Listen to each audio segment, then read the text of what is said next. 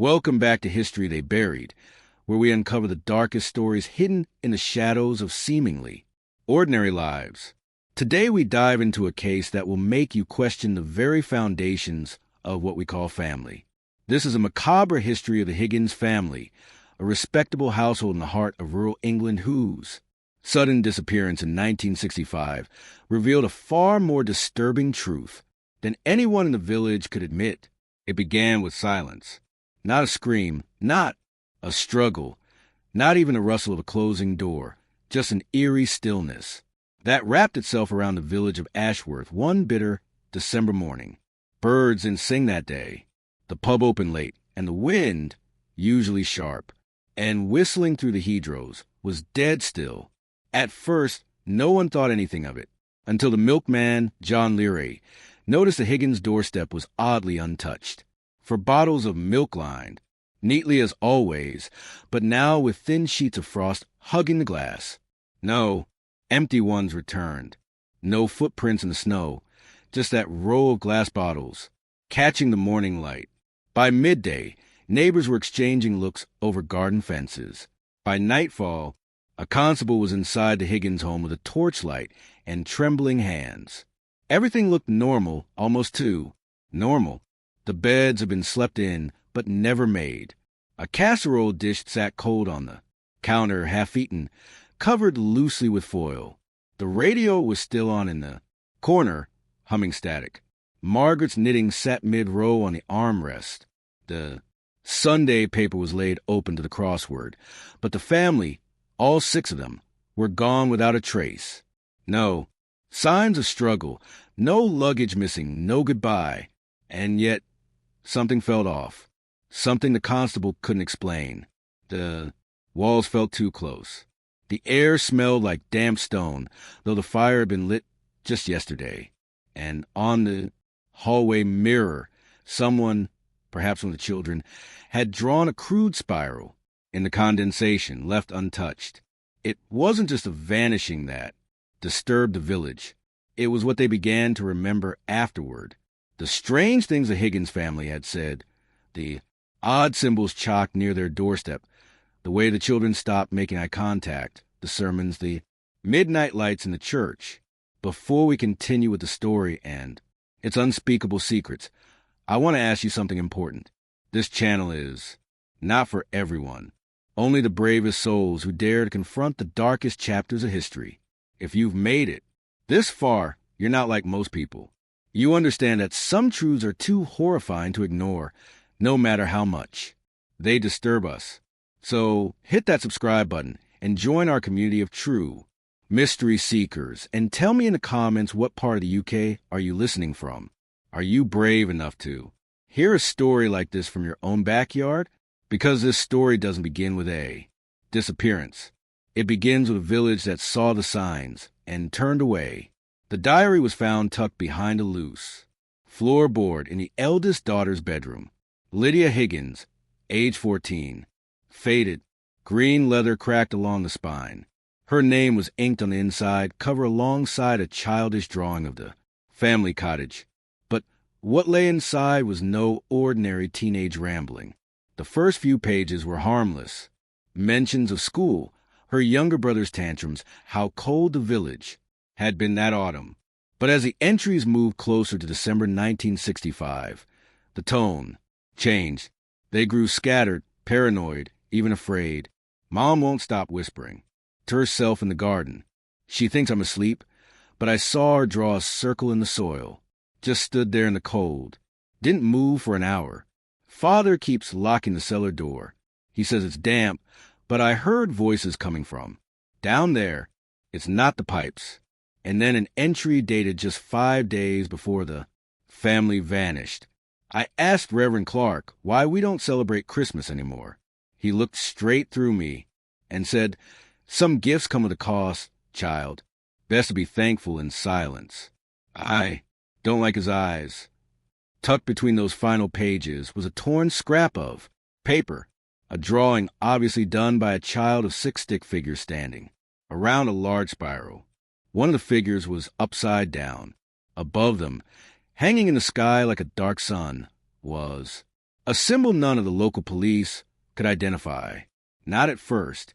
What made the drawing more disturbing was what was written on the back, scrolled in what appeared to be red, pencil in a hand far less stable than Lydia's, were the words they chose. Us.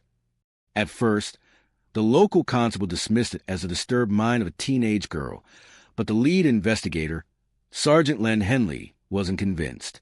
He'd seen symbols like that spiral before during a training course with Scotland Yard years prior in a unit that studied historical cume but behavior. It wasn't just a spiral.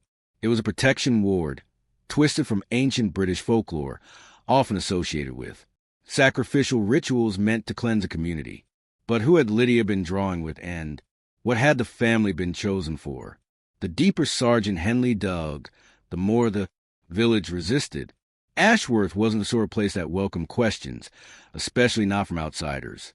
People stopped answering their doors. The vicar went on a sudden sabbatical, and neighbors, who had known the Higginses for decades, suddenly claimed they barely interacted. There was fear in their silence. Fear. And guilt. Next, we meet the Ville's trusted leader, Reverend Clark, and we begin to unravel the strange sermons and ancient rites whispered beneath St. Mary's Church. If you ask anyone over the age of 60 in Ashworth about Reverend Clark, they'll lower their voice or change the subject entirely. Tall, gentle-spoken, and immaculately dressed, Reverend Malcolm Clark served St. Mary's for over 25 years. To an outsider, he was the image of quiet country clergy, but there was something about him that felt rehearsed. His smile never reached his eyes, and he rarely blinked. He arrived in Ashworth in 1940, just before the end of the war. No one remembers where he came from. His papers were clean. His references were vague, but he was kind to the children and spoke softly from the pulpit, quoting obscure scripture and weaving in lessons about sacrifice, order, and removing rot from the garden of God. The congregation nodded along. Most didn't really listen until around 1951 when something shifted. Church attendance dropped suddenly, and those who did still attend described the sermons as unsettling. A handful of families left the village entirely. No announcement, no forwarding address. Clark stopped using the traditional Bible and began reading from a worn black leather-bound text with no visible title. When questioned, he would smile and say, "It's older than you know, a purer truth." One parishioner, Agnes Barlow, now 91, living in a care home in Yorkshire, recalled a sermon just 2 years before the Higginses vanished. He spoke of blood and birthright, said the village had gone soft, that we needed to wake the stone beneath us. Everyone just sat, there nodding. I looked around and thought, am I the only one who hears how mad this is? But no one challenged. Clark, not publicly, not ever. And then there were the special services, held once every season, always at night, always by invitation only. Lights off, doors locked. Chants could be heard through the heavy wood, but no one admitted an odd ending. When villagers were asked, even years later, they denied everything or said they're out of town or simply stared back and said, some things are best left alone. Sergeant Henley tried to interview. Clark drove out to the vicarage himself, but when he arrived, the Reverend was gone. The study had been emptied, records burned in the fireplace, pews in the chapel overturned. A circle of ash marked the altar. Whatever was kept there, whatever had been read there, was gone. Clark had vanished, just like the Higginses, except one thing remained, etched into the inside of the chapel door, carved deep into the wood, were the words, "The offering is complete. The gate will hold." Next, we descend into the hidden chamber beneath St. Mary's and uncover the chilling relics that connect the Reverend, the Higgins family, and something far older than Ashworth itself. St. Mary's Church stood like a stone sentinel at the edge of Ashworth, weather-beaten and ivy-covered. It watched over the village for centuries. Most believed it was built in the 1700s. But Sergeant Henley's investigation revealed something far older beneath its foundations. A small maintenance hatch behind the altar, hidden behind stacked hymnals and false paneling, led to a steep spiral. Staircase, dust coated every surface, and the air was damp, metallic, almost sweet, like rotting fruit mixed with rust. At the bottom was a door, oak, reinforced, ancient. Someone had scratched deep grooves into wood as if clawing to get out. When the forensic team forced it open, what they found defied logic. The chamber was circular, no more than 20 feet across, lit only by natural cracks in the stone ceiling above. In the center, embedded into the floor, was a shallow basin blackened by something long soaked in. On the walls were carvings, symbols, spirals, eyes, repeating motifs of hands held open and mouths stitched shut. But what truly stopped the investigators cold were the personal items. Laid out around the basin were children's toys, handmade dolls, worn shoes, a set of wooden teeth, a baby's bonnet stained dark, and one item that made Sergeant Henley leave the room, a hand-sewn patch bearing the initials LH stitched in blue. Lydia Higgins. DNA testing later confirmed that several of the items belonged to the Higgins children, but that wasn't the most disturbing part. There were dozens of items, and they didn't all belong to the Higgins family. Local police began re-examining cold cases, and slowly a terrifying picture emerged. Ashworth had a history of missing persons stretching back decades. Most were dismissed at the time: vagrants, runaways, drifters passing through. But now, in the cold light of forensic science, many of these cases we all were linked by one shared detail. They had all vanished within a 2M radius of St. Mary's Church. And the chamber, it had no known architectural record. Not even the Dasees had it on file. Some experts speculated it dated back to pre-Christian times. A chalk cult site, possibly repurposed by early settlers, then later by the church, but its purpose remained unclear. That is until they found the ledger, bound in human skin, confirmed via analysis. The small book was hidden in a bricked-out code behind the basin, written in a language that linguists struggled to identify. Parts were eventually translated. It contained dates, names, ritual instructions, and, most chilling of all, a recurring phrase: "We give so the soil stays still." Next, we uncovered a hidden society behind Ashworth's most powerful families and their twisted vow to keep the village clean at any cost. After the discovery beneath St. Mary's, Sergeant Henley focused his attention on the town's power structure, specifically the Ashworth Historical Preservation Society. To outsiders, it was a harmless, elderly-run group that organized flower shows and helped maintain old buildings. They hosted bake sales, ran the village fete, and produced a yearly heritage booklet. But Henley found something disturbing in their records, or rather in what was recorded. There were no founding documents, no bank trail before 1962, no clear explanation as to who officially ran it, and yet it owned almost half the properties in Ashworth. Manor homes, farmland, even St. Mary's Church, all listed under shell names, connected to the society. Members included the local doctor, headmistress, bank manager, and perhaps most disturbingly, former Chief Constable Reginald Vaughn, who had once been Henley's superior. It was Vaughn's quiet retirement following his refusal to investigate the Higgins disappearance further that had first raised Henley's suspicions. Now it made sense. Henley obtained an anonymous tip-off pointing him to the society's private archive room hidden beneath the town library. With a warrant and a trusted team, he entered the space just after midnight. What they uncovered shook even the most. Hardened officers, over 50 boxes of handwritten records, many in Latin and Old English, cataloged, names, dates, rituals, and something called the tide of the soil. Each decade, an offering was required, not always a person, sometimes livestock, but increasingly from 1924 onwards, the entries turned darker. Children, always from outside the bloodline. One document dated 1965, the year the Higgins family vanished, but read, "The soil beneath St. Mary's trembles. The harvest weakens. A full Family shall be returned to the root, blooded and bound. But it wasn't just text. There were photographs. One black and white image showed Reverend Clark in ceremonial robes standing beside what appeared to be a wooden altar.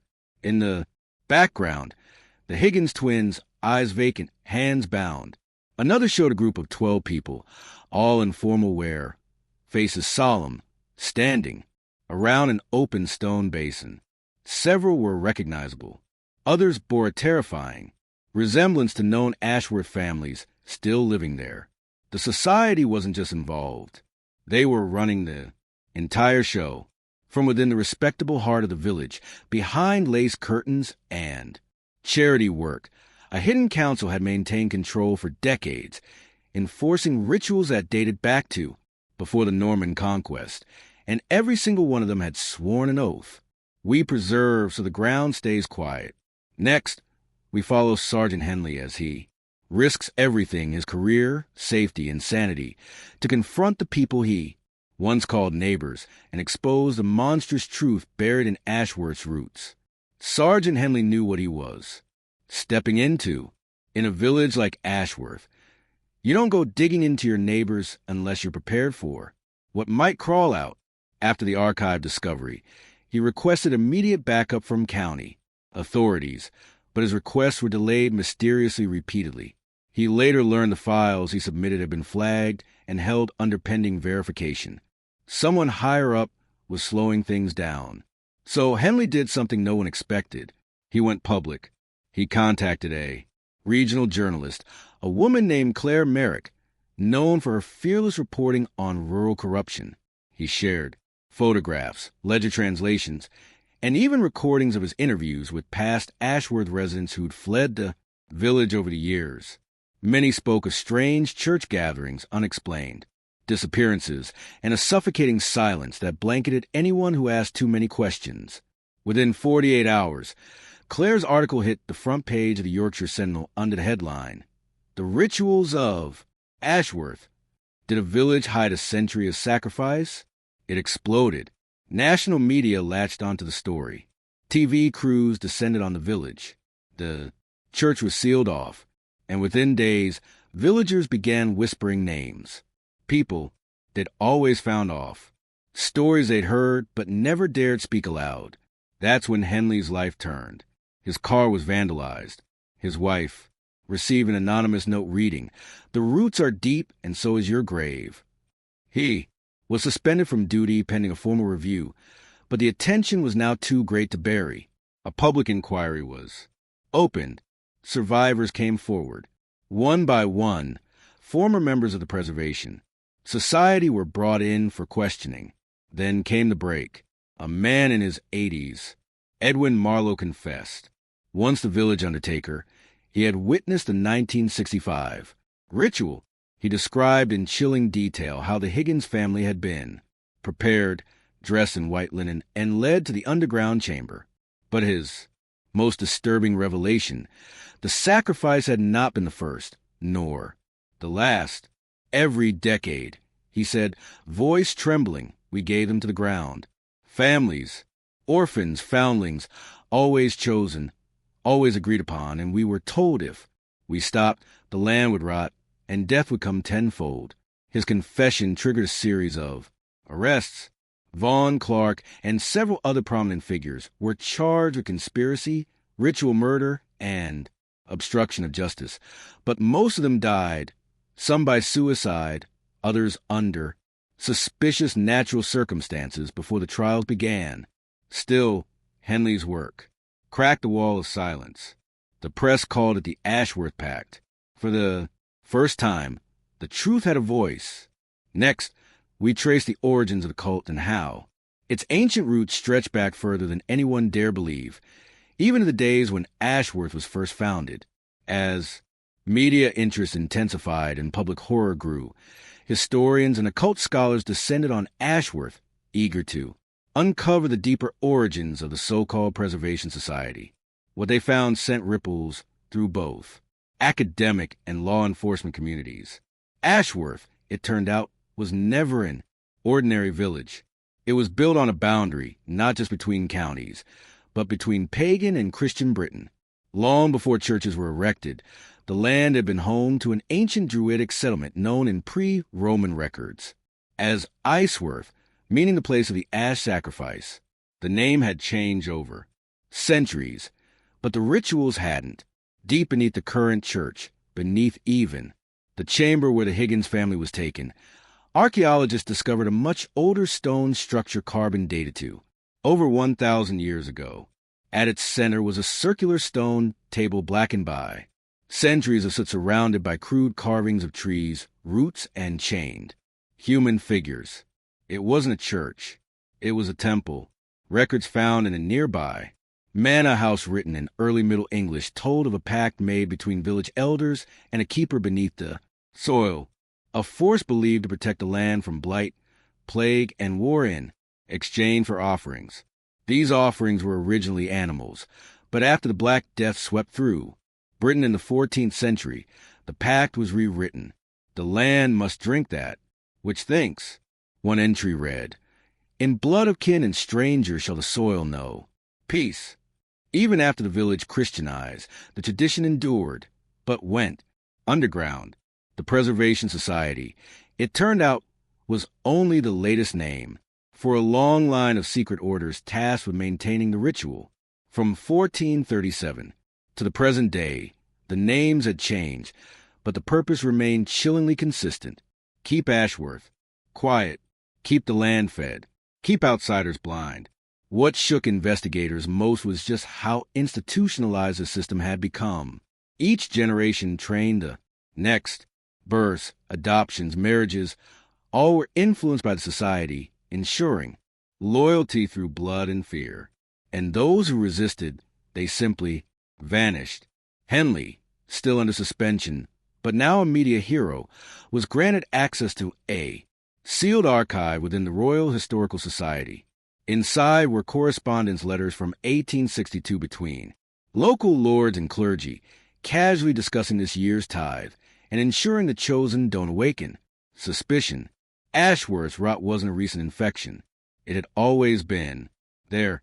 Next, we returned to the Higgins family and uncovered chilling new evidence, suggesting they were not simply victims, but chosen for reasons far more sinister than anyone realized. At first glance, the Higgins family seemed like victims of random fate, outsiders who stumbled into a place they never truly belonged. But as investigators traced their arrival in Ashworth, a chilling pattern began to emerge. They weren't just chosen, they were invited. According to land records from 1962, the family moved into a cottage owned by the church, not the council, leased directly to them by Reverend Clark himself for a token amount. Even stranger, the position offered to Edward Higgins, a supposed groundskeeper post at St. Mary's Church, had never been publicly listed. He was offered the job by name. Digging deeper, Sergeant Henley found adoption files for the Higgins' two younger children, files that were altered, redacted, and ultimately traced back to an agency connected to a long-defunct Catholic orphanage in Sussex. The trail ran cold until a retired administrator came forward anonymously.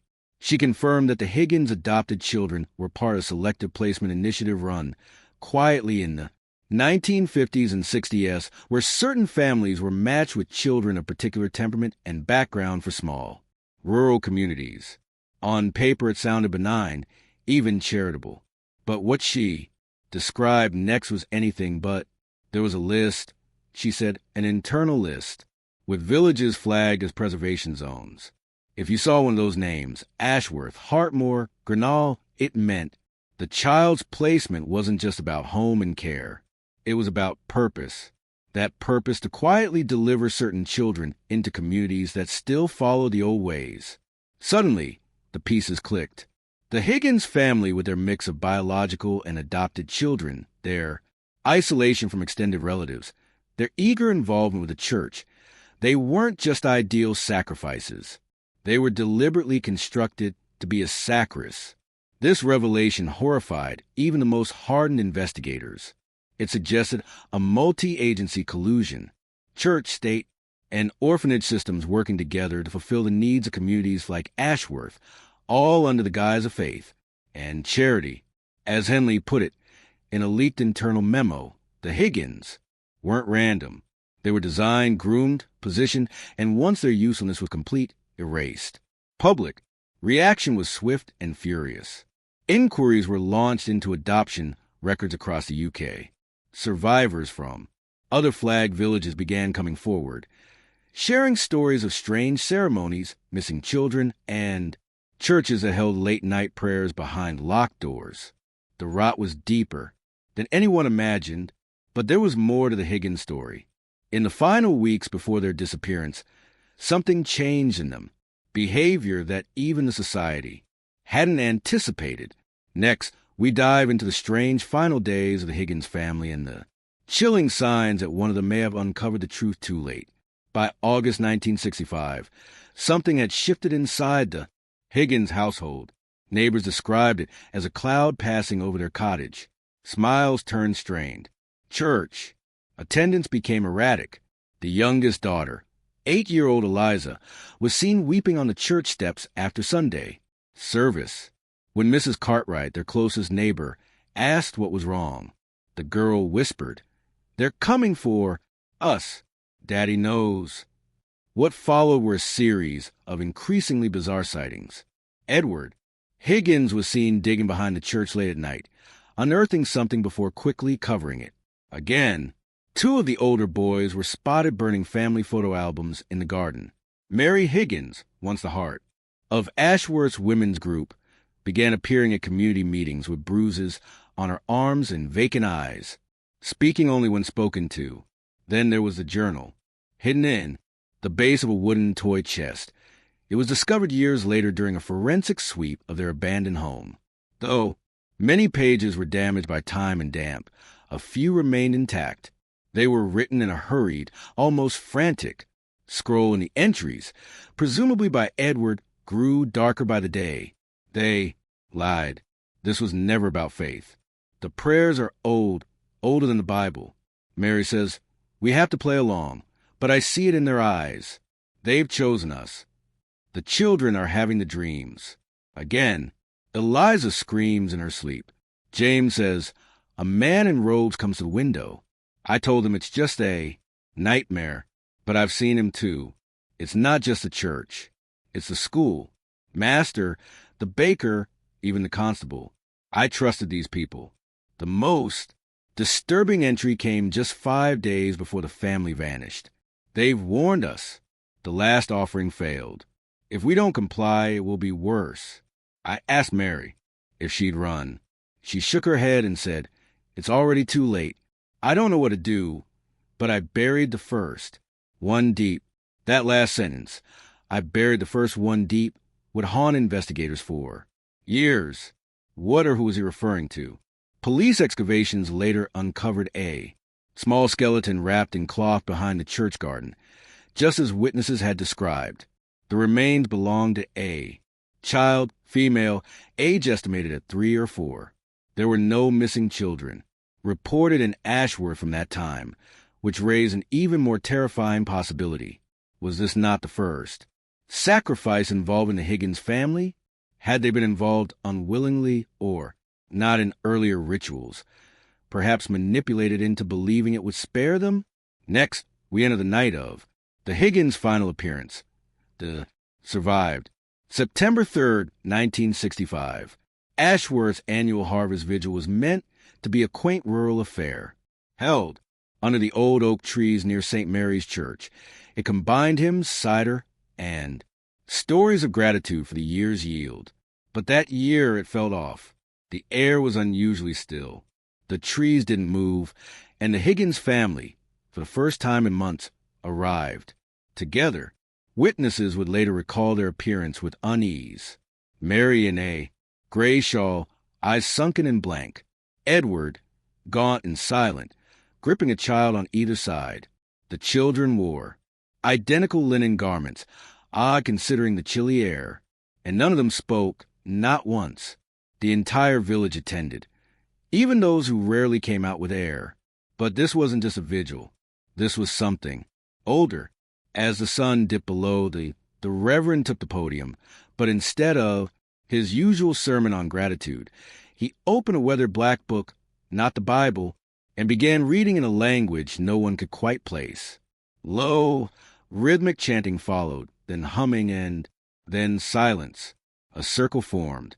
The Higgins children were ushered forward. Calmly, obediently, like they had practiced it. Mary stood still. Edward looked as though he might speak, but didn't. Instead, he turned his gaze toward the woods behind the church. A long, haunted look that would be his last, because moments later, the candles were blown out. What happened next has been pieced together from the only surviving witness, a 14-year-old boy named Samuel Lawn, who had hidden beneath one of the cider carts after being dared by schoolmates. He saw everything. According to Samuel, once the candles went out, the crowd began, chanting again, louder this time. Then came the bells, but not from the chapel. These were deep metallic tolls coming from somewhere beneath the earth, the kind you feel more than hear. Through gaps in two, wooden slats, Samuel saw the children being led in pairs toward the church's rear entrance, not through the doors, but around the back, where the old root cellar lay hidden beneath ivy and stone. He watched as Edward hesitated, looked back toward Mary, and then vanished behind the church wall, and that was the last time the Higgins family was seen alive. By morning, the entire family, mother, father, and all 4 children were gone. The official explanation, they moved, no, forwarding address, no questions asked. But Samuel never forgot what he saw, and as he grew older, he began documenting it all. Drawings, notes, maps, until, decades later, he handed it to someone willing to listen, Sergeant Henley. Next, we follow Henley as he begins to dig beneath St. Mary's Church and discovers a chamber untouched by sunlight for centuries. Sergeant Graham Henley didn't believe in superstition. By the book investigator with 19 years of service. He considered the Higgins disappearance tragic, perhaps a murder, suicide, or a case of rural cult delusion. But when he held Samuel Lawn's maps in his hand, something changed. The drawings were crude but precise. He'd marked the exact location behind St. Mary's where the family disappeared. More disturbingly, he'd labeled it the mouth. Henley requested a discreet dig behind the church. Permission was denied. Official records showed nothing unusual. No root cellar, no old crypts, no mouth. Still, something about Samuel's conviction stayed with him. So he returned alone late one October evening, armed with nothing more than a torch, crowbar, and a quiet prayer. Henley moved through thick ivy and stone, just where the boy's map indicated he found something odd, a patch of ground that sounded hollow beneath his feet. He dug. Beneath 3 feet of soil he found it, a sealed stone door overgrown but unmistakably man-made. The markings around it were not Christian. No crosses, no familiar inscriptions. Instead, spirals, interlocked eyes, a twisted sigil carved repeatedly into the stone like a warning or curse. Henley broke the seal. The air that escaped was ancient, still, and cold. What lay below was not a cellar. It was a ritual chamber. The steps descended steeply, 20 feet into the ground. The walls were lined with crumbling masonry and chillingly bone fragments embedded in candle wax. Dust choked the air, but the space was wide enough to hold at least 30 people. At the center sat a stone table, stained dark and worn smooth by time. Surrounding it were rusted chains bolted into the ground and a circle of blackened wax stumps. This wasn't just a hidden room. This was a place of ceremony. Henley's flashlight caught something in two. He cornered a bundle of tattered cloth. Inside, a child's shoe, a singed doll, with a scorched face and a photo of the Higgins family folded perfectly into a triangle. He took it all back to the station. Lab analysis confirmed what he feared. The doll and shoe belonged to Eliza Higgins. The items had been undisturbed for at least 25 years. But there was more. In a small hollow space beneath the altar table, Henley found records, pages torn from an old register, names, dates, ages. Most were crossed out with red ink, over 60 names. None matched any known school rosters or birth certificates. It became clear the Higgins family hadn't simply disappeared. They had been part of something used for something far older than the church itself, something the villagers had kept secret for generations. Next, Sergeant Henley makes a horrifying discovery in the village archives that connects dozens of other missing persons cases across the region, all tracing back to Ashworth. Sergeant Henley didn't sleep the night. He returned from the chamber. Instead, he sat alone in the Ashworth constabulary, sorting through every cold case in the county, going back to 1920, runaways, disappearances, open investigations that had quietly gone stale. One by one, he began to see it, a pattern no one had ever connected or dared to.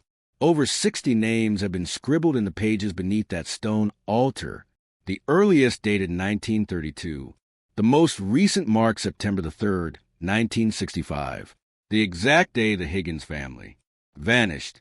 He searched parish death records, school registers, and census rolls. Many of the children's names were missing entirely from official documents, as if they'd never existed. But some appeared in fragments. A baptism here, a school photo there, a brief mention in a local newspaper under community events. Then silence. One case chilled him. A girl named Clara Densor, age 10, last seen in 1948 Ashworth Harvest Festival. Newspaper clipping read, young Clara last spotted playing hide-and-seek by the church bell tower. Parents assumed she wandered into the woods. Search parties yielded nothing. The village mourns. Henley checked the altar ledger. Again, Clara Densor, entry number 31. Her name circled in red, just like Eliza Higgins. He mapped the dates and cross-referenced them with Ashworth festivals, vigils, and seasonal gatherings. Every 2 to 3 years, like clockwork, a child disappeared, always during a communal event, always quietly explained away. But here was the twist. No public outcry, no media escalation, no protests. In a world increasingly connected and policed, how had this gone? Unnoticed? He made his way to the Ashworth Historical Preservation Society, an institution founded in 1909 that maintained records of village traditions, folklore, and family trees. On the surface, it was harmless, a local heritage archive. What he found inside shocked him. Old maps of Ashworth marked with cryptic symbols, circles, spirals, X's through certain properties, notes on acceptable bloodlines, mentions of A, group known only as the wardens of the route, and worst of all, records of who had been chosen, children documented not by name, but by lineage, including the Higgins children. Henley took photos of everything. This wasn't random. It was generational, structured, protected. The villagers hadn't forgotten their dead. They had fed them quietly, periodically as part of some vile tradition rooted in fear, secrecy, and ritual appeasement. And now, Henley realized something even darker. The Preservation Society wasn't just a historical group. It was the administrative arm of a cult, one that had infiltrated local authority, church leadership, and law enforcement for decades. Next, Henley confronted a retired priest who once served in St. Mary's Church, and what the old man admits forces him to question whether the rituals ever truly stopped. Sergeant Henley drove 2 hours to find him. The Reverend Malcolm Hargreaves, now 86, long retired, and living quietly at a church-run care home in the outskirts of Bristol for over 30 years. Hargreaves had served as a parish priest in Ashworth, including the crucial period spanning the 1940s to early 1970s. He'd been replaced a year after the Higgins case went cold. Henley wasn't sure what he expected. Perhaps another wall of silence, another tired excuse wrapped in scripture. But the moment he showed his badge and whispered the name Ashworth, the old man's face drained of all color. They sat in the care home chapel. Stained glass saints looked down with frozen pity. And after a long, trembling pause, Reverend Hargreaves finally spoke. It was never called St. Mary's, not by them. They called it the root house. Henley didn't interrupt. He let the old man unburden himself. And what came next was more disturbing than anything found in the crypt. When I first arrived, I thought they were just a quaint, isolated parish. A bit secretive. Sure, they kept the old festivals, wore strange robes at night, spoke in whispers about the ancient pact. But it was all under the guise of tradition and preserving the old ways until I saw the first ceremony. He described it in detail. A candle-lit gathering below the church floor. Hooded, figures surrounding a child who had been blessed. That's the word they used to be. Return to the root. There was no bloodshed in front of him. But what happened after the hymns? He was never allowed to witness. But he heard the screams. They called it the offering of continuance. They believed the land beneath the village was alive, ancient and hungry. They said Ashworth would only thrive if the root was fed, crops grew, cattle were healthy, disease stayed away, so long as the offering was made. Henley asked why he near ever went to the police. Hargreaves just shook his head. There were no police. Not really. They had their own. The station reported to the society, the judge, the postmaster, even the butcher, all descendants of the first settlers, bound by oath. I was told to leave alone, or I'd be next. But what broke him? What finally made him retire and vanish? It was the night before the Higgins disappeared. I saw Martha, the mother. She came to me. She begged me to baptize her children in secret. She knew. She was terrified. Said the society had chosen her twins for the ritual that year. I said yes. But the next morning, they were gone. Henley left the care home shaking. It wasn't just a village cult. It was institutional evil, camouflaged by ceremony and executed with terrifying calm. Next, Sergeant Henley uncovers a long-forgotten photograph that proves the society didn't just act alone. They had help from outside Ashworth, from men with national power. Back in Ashworth, Sergeant Henley was running on fumes. Little sleep, a desk cluttered with evidence, and a growing suspicion that this went far beyond forgotten village ritual. The deeper he dug, the more it felt like something rotten was baked into the very soil of the place, and not just metaphorically.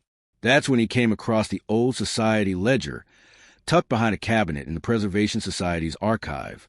Overlooked, dust-choked, sealed with wax that had long since cracked. It was bound in leather and filled with scripted entries in iron gore ink dating back to the early 1900s. Names, symbols, and near the center, a folded photograph. Henley unfolded it carefully. It was faded, but clear enough to see the faces.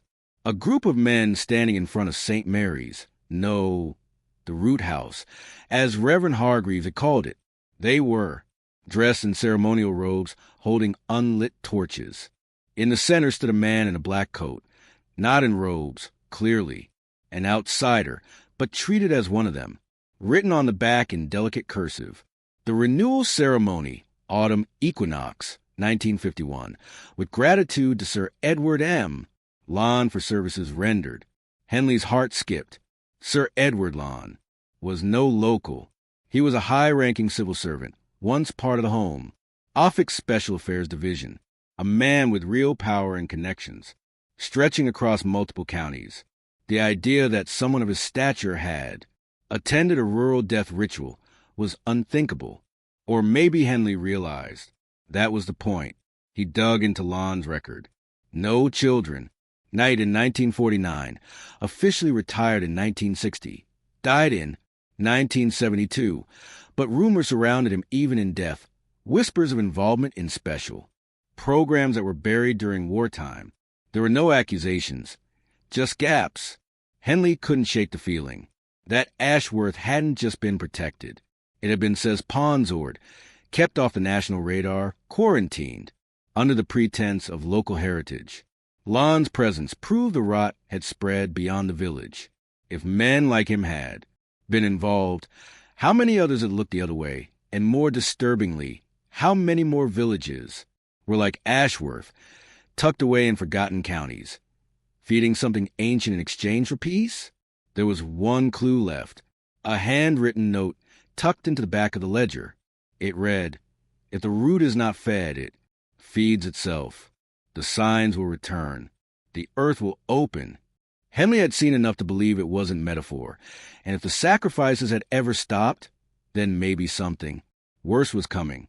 Next, we follow Henley as he visits the ruins of a farmhouse just outside Ashworth, a place of society marked as unholy ground and sealed off for decades. What he finds inside changes everything. Just beyond the northern edge of Ashworth, past a crumbling stone wall and overgrown hedge, sat the remains of a structure locals only ever referred to as the Blight House. It wasn't listed on any tourist maps. No conservation efforts, no council records. The villagers had pretended it didn't exist, and for good reason. According to Preservation Society ledger, it had once belonged to the Renshaw family, one of Ashworth's oldest bloodlines. But in 1923, the farmhouse was designated unholy by the society, its land salted and sealed following an incident no one would speak of in detail. Just a single line in the ledger: the containment failed. The route took back what was owed.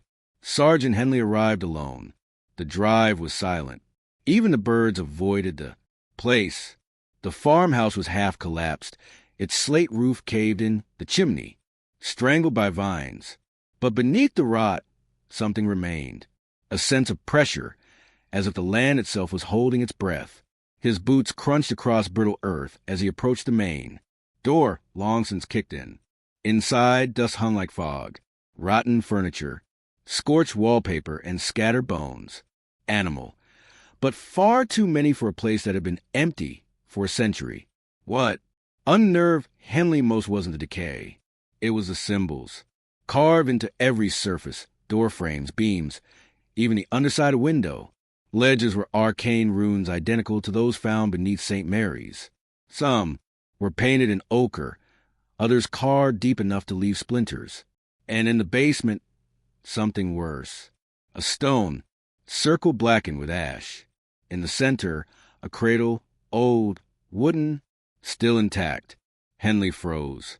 There were no records of children in the Renault family, but here beneath the farmhouse was the unmistakable outline of a ritual site. Mark suggested it had been used multiple times. Scorched bone, fragments embedded. In the floor, bits of charred cloth and a rusted broken music box resting beside the cradle. It still played when wounded. A slow, discordant lullaby echoed through the stone walls. And then Henley saw it, a photograph wedged into the foundation stones behind. The cradle, another group of hooded figures, this time with a child in their arms. The date, 1904. That was 60 years before the Higgins family. Henley realized with a sinking feeling this had been going on far longer than anyone knew, and the rituals hadn't begun in the church. They'd migrated there after the wrench disaster. Ashworth had simply redecorated its evil, dressed in stone and stained glass. The cradle was empty now, but the land fell hungry. Next, Henley confronts the villages, last living link to the original society, a blind midwife whose memory holds the truth about the Higgins twins and what was done to them. Sergeant Henley was running out of living witnesses, but tucked away in a private care home 12 miles outside of Ashworth was one last name tied to the old ledgers. Iris Olai, now 94 years old and completely blind since 1977. Once the village midwife, she had delivered nearly every child born in Ashworth between 1950 and 1975. She had also been a junior member of the Preservation Society. No visitors, no interviews, just a single relative on file, a nephew in Devon who hadn't spoken to her in decades. But when Henley showed up with a copy of the photo taken beneath the Renshaw farmhouse, the one with the hooded figures and the child, Iris agreed to speak. Her voice was fragile, like dried leaves cracking underfoot, but her memory uncomfortably intact. They called it the offering inspector. She whispered, every generation had to give one, not just blood, but innocence. The child had to be untouched by the world. Henley asked about the Higgins twins. Iris flinched. They were chosen before they were even born. That family, they weren't real. Parents, not in the way you think. They were vessels groomed, brought in. The society had methods. Her words sent a chill through the room. They were trained to appear perfect, church-going, respectable, isolated just, enough to raise no questions. The children were acquired through channels no one dared ask about. Some local, some not. Henley pressed. Did she know what happened to the twins? Iris lowered her head. I delivered them. 2 boys healthy. And then they were taken below. Not by me, by them. Who's them? He asked. She hesitated. The keepers. Always male.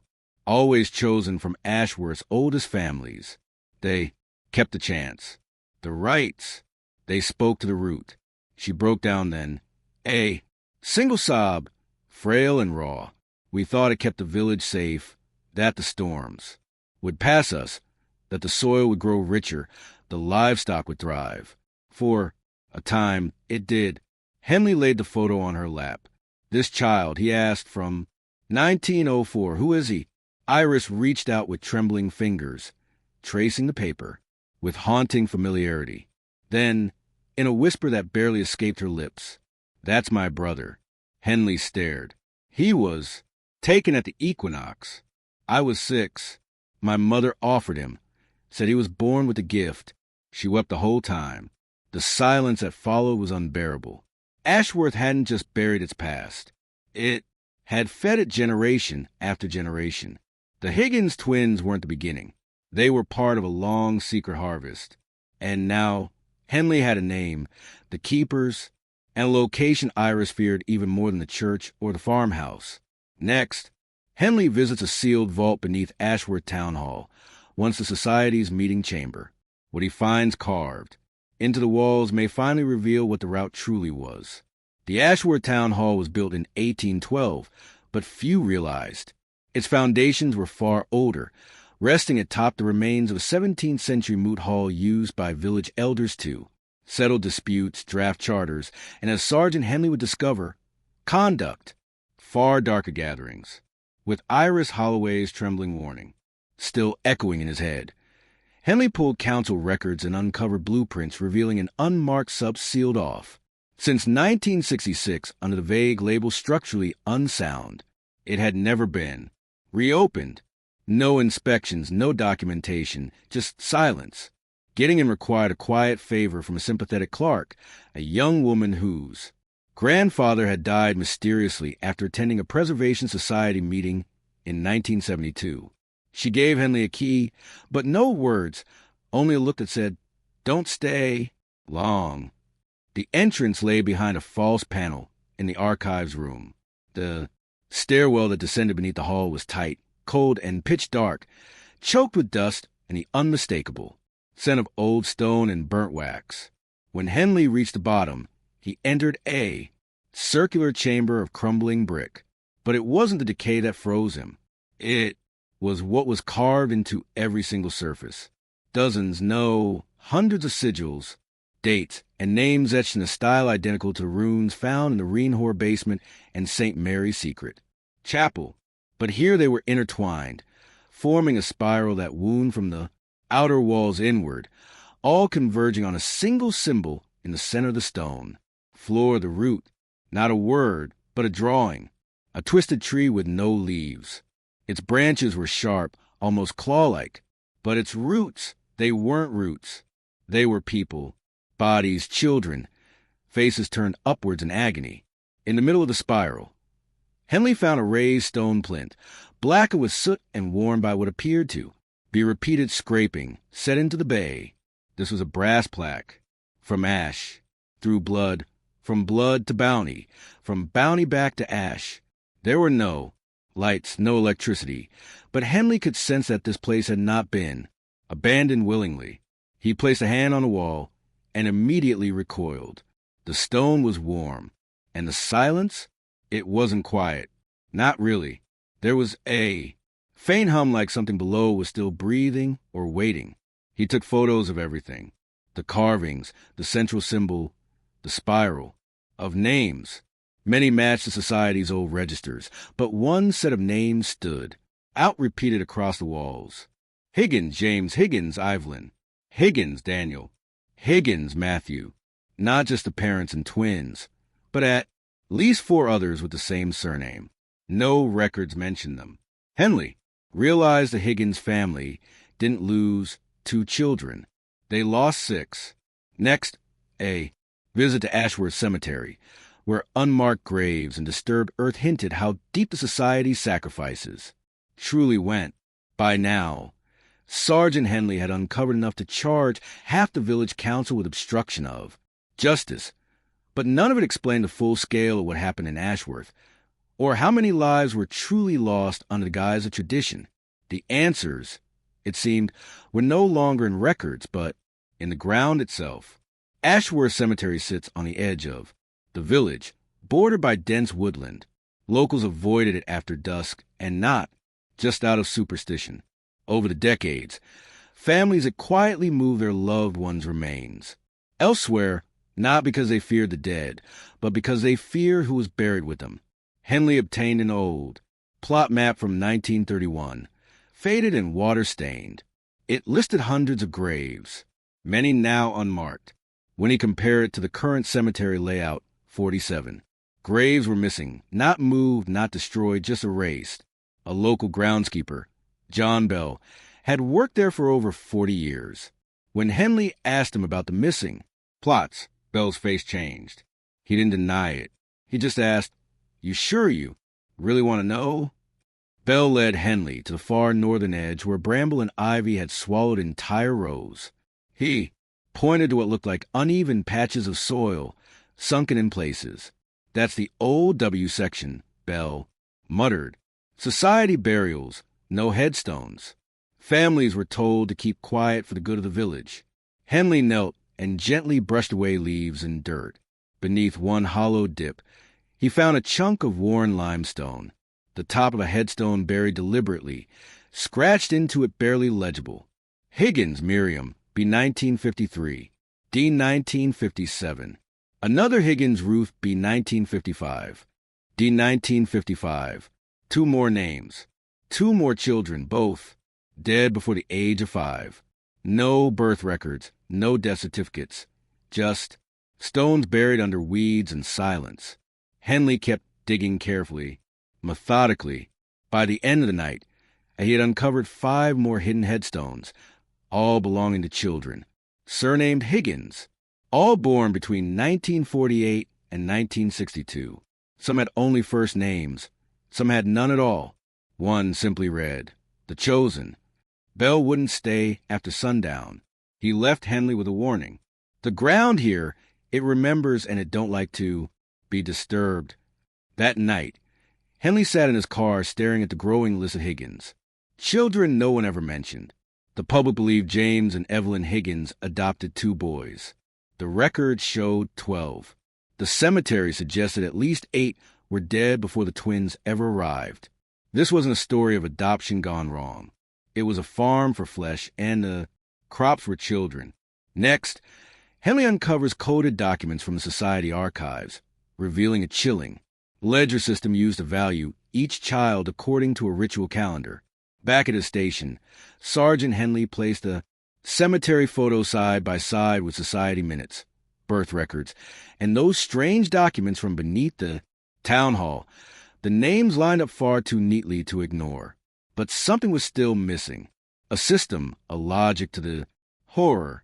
And then in the back of an unlabeled file, he found it, a ledger, bound in cracked leather with no title on the cover. Inside, columns of dates, initials and cryptic phrases, many in Latin, some in Old English. At first glance, it looked like an account book, but instead of currency, it tracked children. Each entry was marked by a date, followed by codes like Rude Moon 2 taken GHLF, or offering Higgins M. Barren line. Every April and October the entries intensified, and at the top of those pages, always the same symbol to root. Henley cross-referenced the initials with school registers and census data. It was painstaking work, but within hours he had 16 confirmed names. All children who had disappeared from Ashworth between 1940 and 1975. Their disappearances had always been explained away. Fires, illness, families moving overnight. But here they were, listed as offerings. The most chilling entry read, Harvest, 1965, full yield achieved. The Higgins seed has taken. It wasn't a record. It was a ritual log. Each child was valued based on bloodline, age, and horrifyingly perceived purity. Phrases like unspoiled, second-born, and unbaptized appear beside certain names. A separate symbol, a small I, denoted those considered watchers or sensitive to the veil. Henley's blood ran cold. These weren't random killings. This was an organized spiritual economy, and the children were currency. What's more, the ledger didn't stop in 1965. The last full entry was from 1984, nearly 20 years after the Higgins case. Even after the Sioux, a post-collapse of the Historical Preservation Society, the rituals had continued, just more quietly, more selectively. Tucked in the final pages was a single note written in a different, more frantic hand. When the bow breaks, the route will return. Watch the twin moons. Henley copied the entire ledger by hand. The original, he later learned, was lost during an internal police reshuffling. But what he saw never left him. He knew now that Ashworth wasn't unique. The society had branches in at least 3 other counties, but Ashworth had been the seedbed, the nursery of the root, and the children buried beneath. Its church and its soil were not just victims. They were investments. Next, Henley attempts to confront the village elders and finds that those who kept the secrets aren't afraid of the truth because they still serve something older than justice. Sergeant Henley had enough evidence to make arrests, enough to warrant national attention, but he was about to learn that some truths, especially in Ashworth, weren't just buried. They were guarded. He returned to Ashworth on a rainy Thursday evening in September, determined to confront the surviving elders who had once sat on the Historical Preservation Society. Many were now in their 80s and 90s, tucked away in well-kept cottages, sipping tea as if their pasts were blameless. Henley began with Elenina Voss, once the society secretary, and by all accounts the most respectable woman in the village. She answered the door in a floral dressing gown, her face serene. "I was wondering when you'd come," she said, as if expecting him. Inside her cottage, nothing seemed unusual. Doilies, framed photos, a small wooden cross above the fireplace. But as Henley mentioned the ledger, Elenina's demeanor shifted, not to fear, but to calm defiance. "You misunderstand," she said softly. "The root isn't evil. It's balance. It's sacrifice for survival. The children were chosen long before we ever touched them." Henley froze. "You're admitting this that you offered them?" Elenina tilted her head. "We didn't take them. We returned them back to where we all come from. Before you judge, ask yourself, why do you think no war ever touched this village? Why no plague ever lingered here? We gave so others could live." Her words were rehearsed, almost ritualistic. It wasn't confession. It was doctrine. When Henley pressed further, Elenina grew colder. "You should leave this alone, Sergeant. Some truths are bigger than you, and the root still feeds." Before he left, he noticed something odd.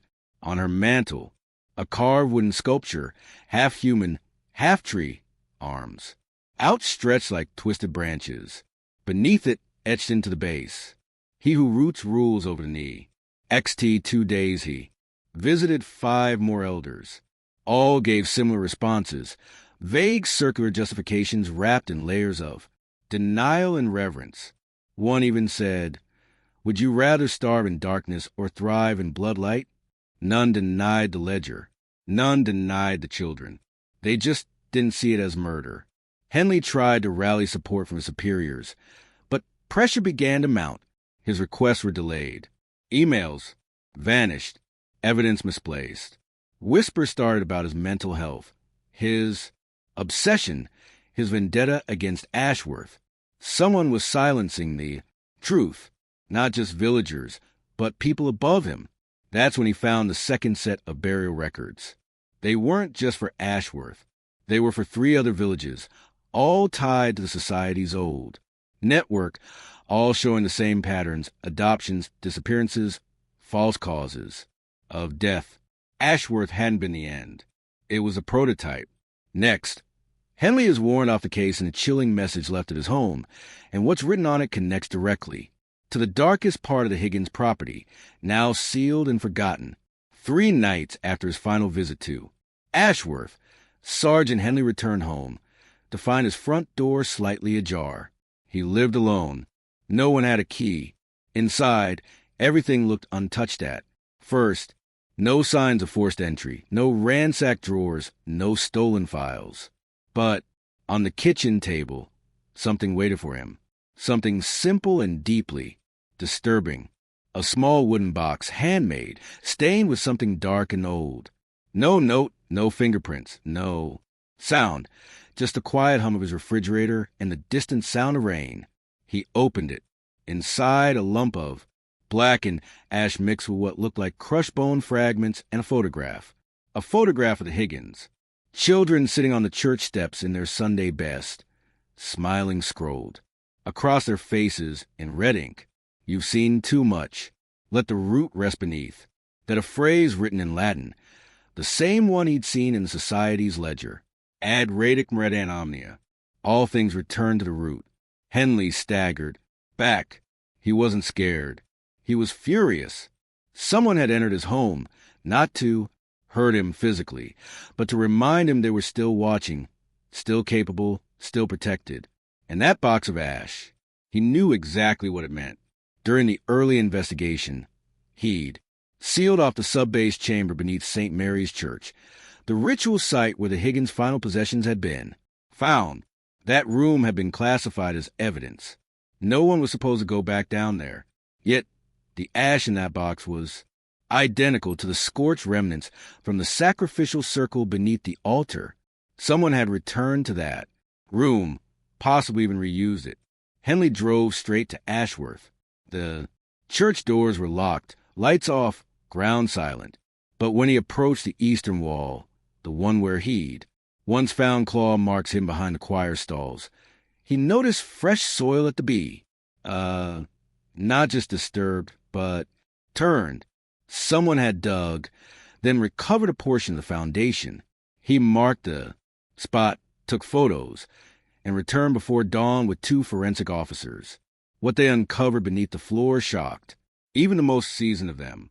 A new ritual circle, not ancient, not from the 60s, recent.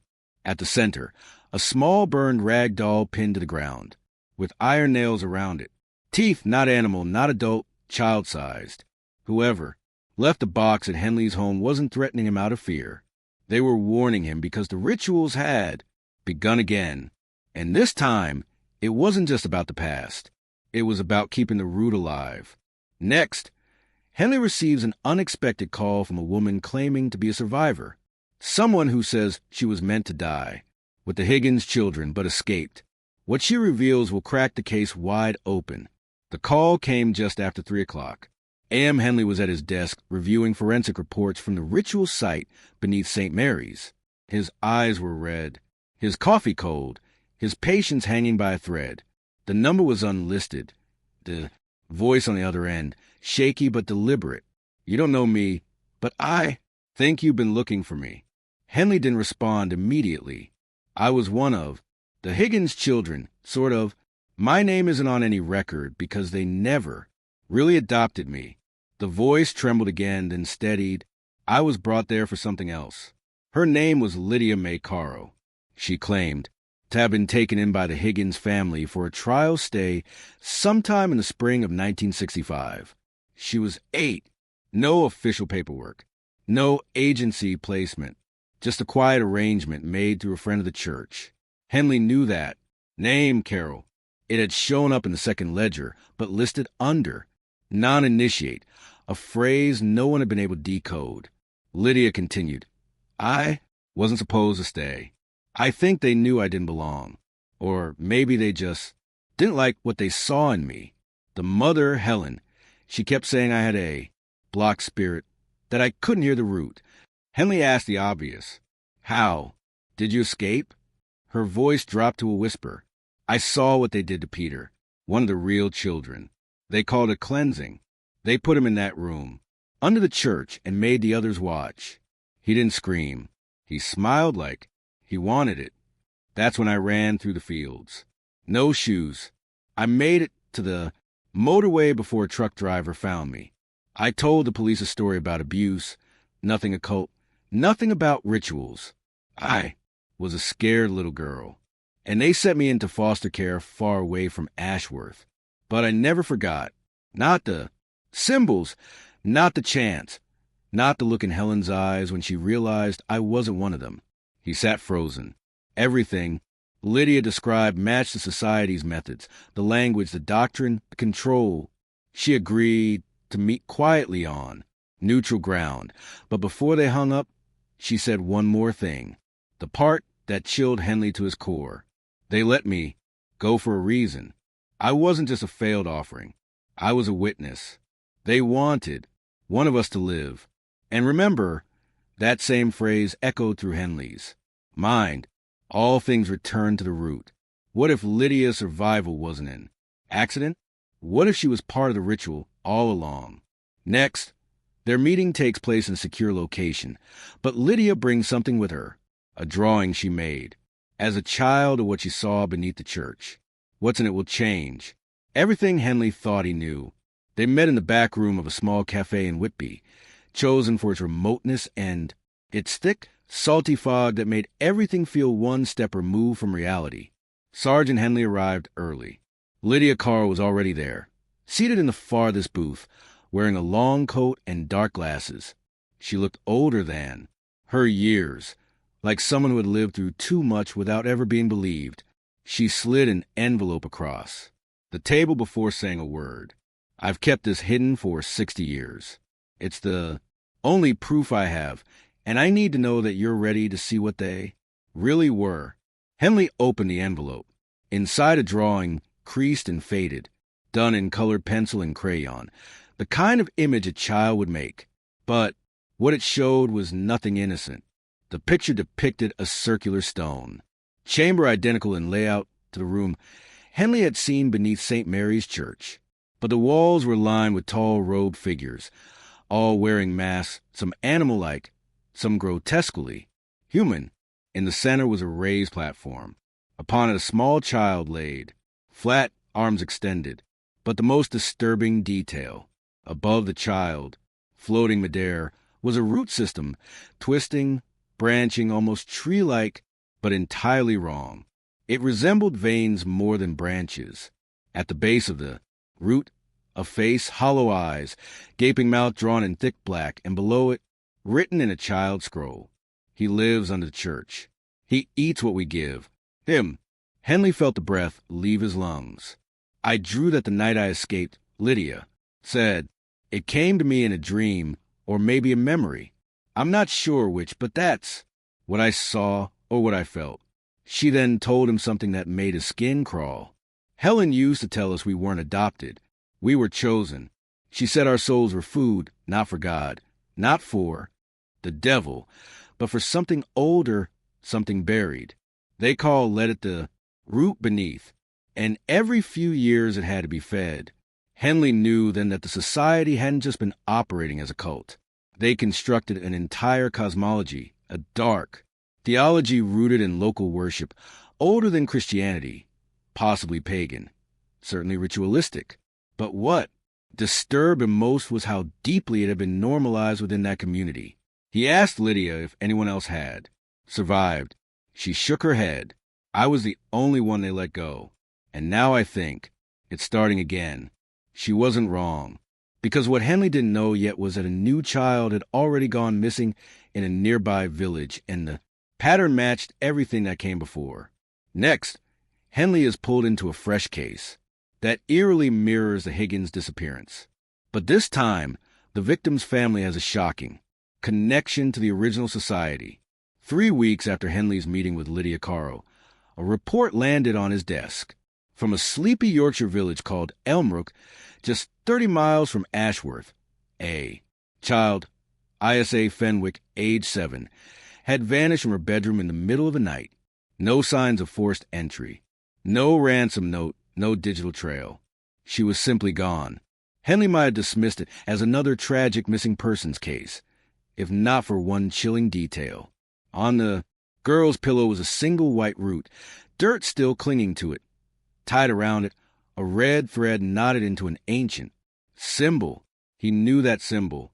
It had been carved into the chamber walls beneath St. Mary's, the same symbol drawn in Lydia's crayon rendering, the same one that appeared in society documents, always, beside the phrase, "Return it to the earth." Henley's gut twisted. He reached out to the local police, a small, mostly ceremonial team not used to this level of attention, and requested access to the Fenwick home. What he found there set off alarm bells. The house was eerily orderly, too clean, too precise, the kind of neatness that didn't come from concern but from control. The parents, Abigail and Thomas Fenwick, were calm, too calm. They spoke about Isa's disappearance as if reading from a script. "She's gone to be with the root," the mother had whispered, not even realizing she'd said it aloud. Henley froze. He asked her to repeat herself. Abigail blinked, shook her head. "I don't know what you mean. I didn't say anything, but she had." Worse still, when Henley checked the mother's background, his blood ran cold. Abigail Fenwick was née Ashcroft, a surname that had appeared twice in the 1960s Ashworth census. One of the families that had relocated after the Higgins incident, supposedly uninvolved, supposedly innocent. Henley now knew better. The society hadn't died. It had gone underground. Fragments of it had migrated, scattering into rural communities under new names, new traditions, always hiding in plain sight. And now, after decades of silence, the rituals were reawakening.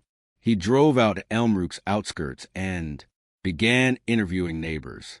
One old man, a retired school teacher, told Henley something strange. That little girl used to walk the edge of the woods every Sunday with her mom, always barefoot, even in the cold. Her mom said it was good for the soil. And just last month, they started having prayer gatherings in the old mill. But I never saw a Bible. Henley felt it in his bones. This wasn't a one-off. Isa's abduction wasn't a copycat. It was a continuation. Next, Henley breaks into the abandoned mill late at night, hoping to find evidence. What he uncovers inside is a twisted altar and a name carved into the stone that links Elmrook directly back to Ashworth. The Elmrook mill stood like a forgotten relic on the edge of the village. 3 stories of rotting timber and moss-covered stone, its windows boarded and its chimney long collapsed. Officially, it hadn't been operational since 1951, but unofficially, according to whispered rumors, people still went inside at night carrying candles. Henley arrived just past midnight, alone, armed with a torch and a crowbar. There was no warrant, no backup, but every instinct screamed that whatever happened in Ashworth decades ago was being replicated here. He had to see it for himself. The front doors were chained, but the side window, low and narrow, had been forced open recently. Fresh scuff marks on the brick. He slipped through, landing on the dusty wooden floor of what had once been a grain room. The air inside was thick, damp, and filled with something foul. Not rot, not animal. It smelled of earth and copper, like freshly turned soil after rain, mixed with something metallic. Henley crept forward, guided only by his torchlight, and then he found it. The back room had been cleared. Out, stripped of machinery, shelves, even paint. At the center stood a crude altar built of stacked stones and scorched wood. Upon it sat bundles of dried herbs, feathers, wax-sealed jars, and bones. Small bones arranged in concentric circles. Animal, maybe not. And behind the altar, carved into the wall with deliberate ritualistic Precision was a name, Ashworth. He stared at it for a long moment. This wasn't imitation. This was lineage. Whoever was leading these rituals in Elmrook had a direct connection to the Ashworth Society. They weren't worshiping a new god. They were preserving an old one. Henley photographed everything, every symbol, every bone, every marking. He even scraped dirt from the altar base and pocketed one of the dried bundles, careful not to disturb too much. As he turned to leave, his light caught something carved into floorboards at the room's edge. Feed the root. Free the child. The phrase echoed what Lydia Carl had told him. The belief that sacrifice, especially of children, was necessary, not cruel, that it was a release, a religious obligation. As he slipped out of the mill and into the night, Henley knew two things with absolute clarity. The people of Elbrook weren't just participants. They were descendants of Ashworth's cult, carrying out their ancestors' twisted rituals under the guise of village life. And Isa Fenwick wasn't the first child they'd taken, just the first to be noticed. Next, Henley confronts a former midwife in Elmrook who kept birth records no one else had seen. Her hidden ledger reveals a horrifying pattern of missing infants, and the revelation that some were never officially born at all. Henley's next lead came from a woman the village barely remembered, Mabel Dorr, a retired midwife in her 80s, who now lived in near seclusion in a cottage on the outskirts of Elbrook. She had served the community quietly for nearly 4 decades, delivering hundreds of children, often without ever registering the births. She didn't trust hospitals. Neither did many of the villagers. And in a place like Elmrook that suited certain people perfectly. Henley approached her with caution. When she answered the door, her eyes were sharp despite her age, and she sized him up quickly. "You're not local," she said, voice like dry leaves. "I'm not, but I'm here about Isa Fenwick." At that, something flickered in her eyes. "You'd better come in." The inside of her cottage smelled of dried lavender and old wood. Dust clung to every shelf, but the space was neat, meticulous, like someone was still waiting for guests that never came. Henley didn't have to ask much once he explained why he was there, about Ashworth, about the root cult, about the symbols in the mill. Mabel sat very still, then she stood, disappeared into a back room, and returned with thick leather-bound ledger tied shut with a faded ribbon. "These weren't supposed to exist," she whispered, laying it gently on the table. "But I kept them. I needed to know. I wasn't mad." Henley untied the ribbon and opened the book. Inside were handwritten notes in looping cursive names, dates, weights, parents' details, and strange remarks. One entry read, "Delivered healthy, but mother insists on no registration. Child, to be kept pure of state records. Another born under waning moon taken, immediately by Mrs. Fenwick, for an ointment." Henley's stomach turned as he realized what he was seeing. Some births had full information, but others just initials, sometimes just a time of day and a gender. And across 35 years, there were 23 entries marked with red. X. "What does the X mean?" he asked. Mabel didn't look at him. Those were never seen again. Some weren't even named. Were they still born? She hesitated. "That's what I was told. But I never examined the bodies. They were always taken away, wrapped in white cloth, and gone before I could ask." Henley flipped back through the pages and saw something worse. The surname Ashcraft appeared 5 times. Fenwick 4, Carroll 2. Names that tied directly back to Ashworth. It was generational. These families weren't just continuing the rituals, they were breeding into them. And the children marked with red X's. They weren't stillborn. They were selected. Next, Henley attempts to report what he's discovered, but the local authorities push back hard, denying access, ignoring evidence, and warning him to leave Elmrook. Why? Because someone in power is protecting the society, armed with the midwife's ledger, photos from the mill, and weeks of obsessive notes. Henley returned to London, convinced he had enough to open a formal investigation into Elbrook. He was wrong. His first step was filing a report with the Regional Child Protection Unit, attaching everything he had: evidence of unregistered births, possible child endangerment, and ritual activity linked to missing persons. He flagged the documents as urgent. Days passed, no response. He followed up directly.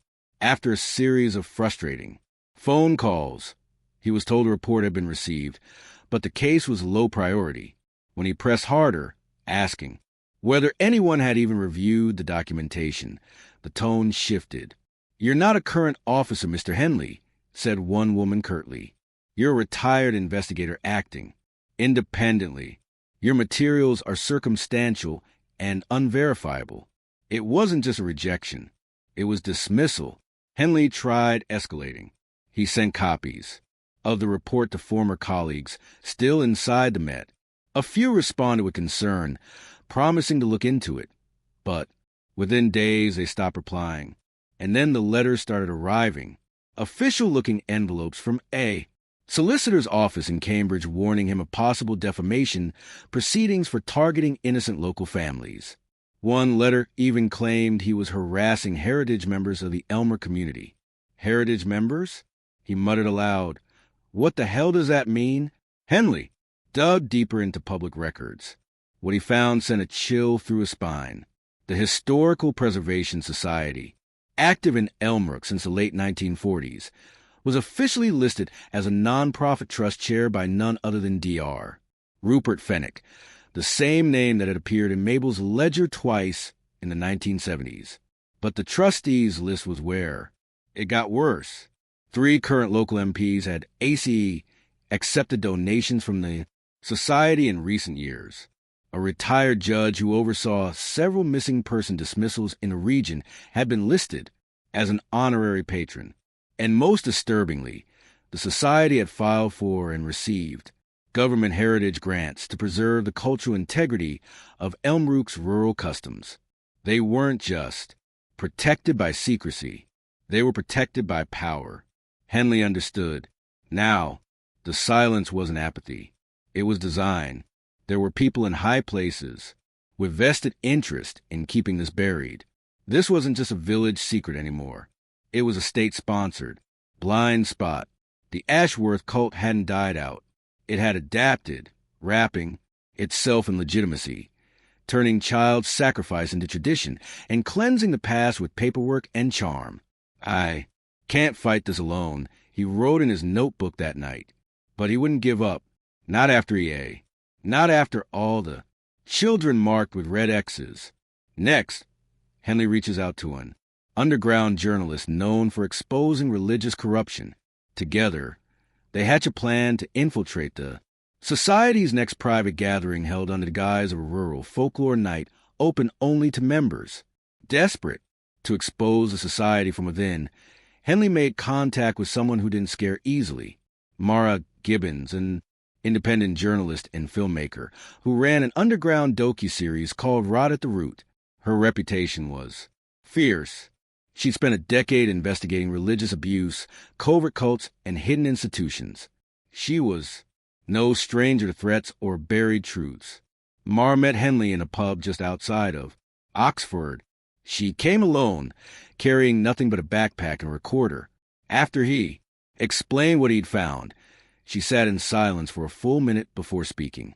"You're not paranoid," she finally said. "You've stumbled onto something generational and protected. This isn't just a cult. This is a machine." Henley handed her copies of the ledger, the society's donation records, and photographs from the Ashworth tunnels. "They call it a Historical Preservation Society," he muttered. "But it's a veil. They've hijacked heritage itself." Mara leaned back, eyes narrowed. "Then we don't expose them from the outside. We go in." That's when she revealed her plan. The society was hosting its annual night of rural folklore, a private event under the banner of celebrating ancestral rites and regional traditions.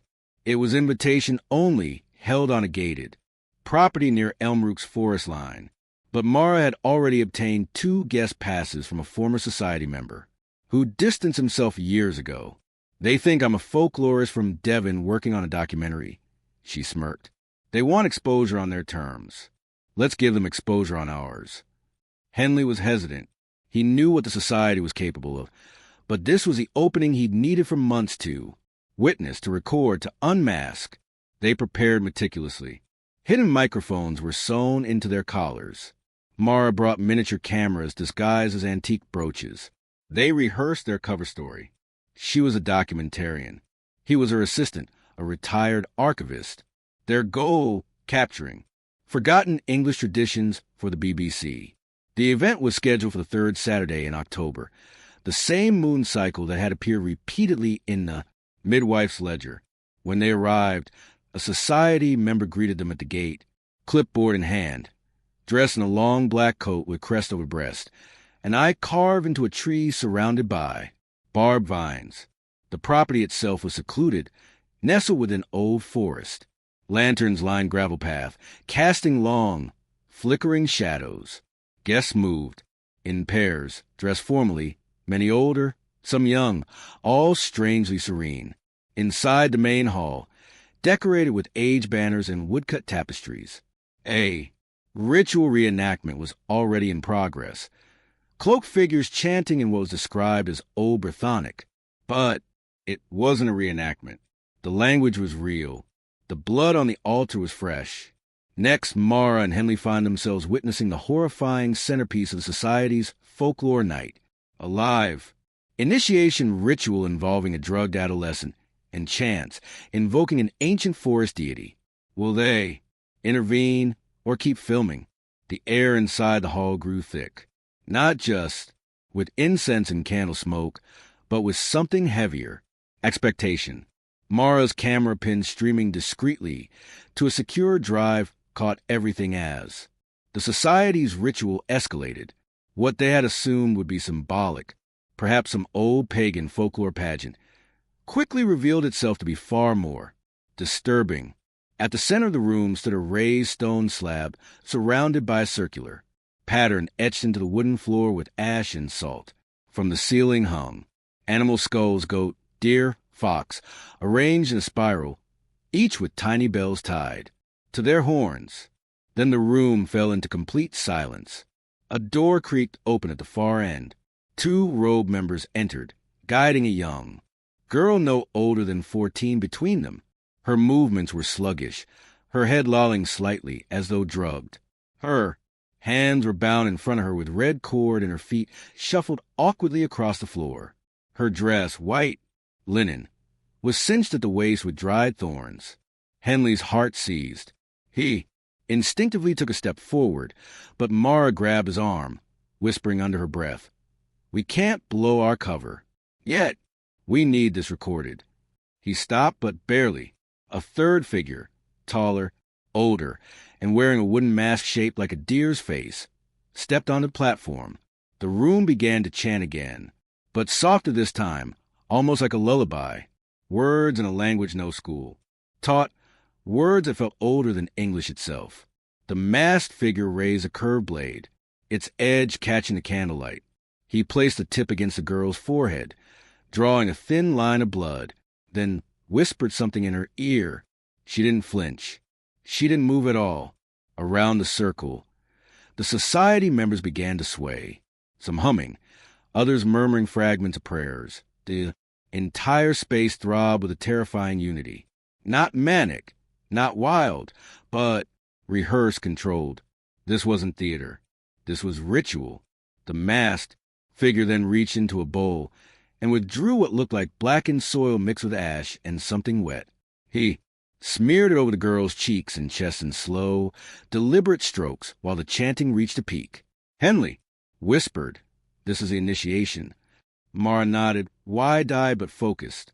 "They're marking her like the others. It's the same as in the ledger, the blessed womb ritual. But she's not pregnant. They're preparing her to be." Henley's blood ran cold, just as the blade returned to her skin, this time placed gently at her navel. The lights suddenly flickered.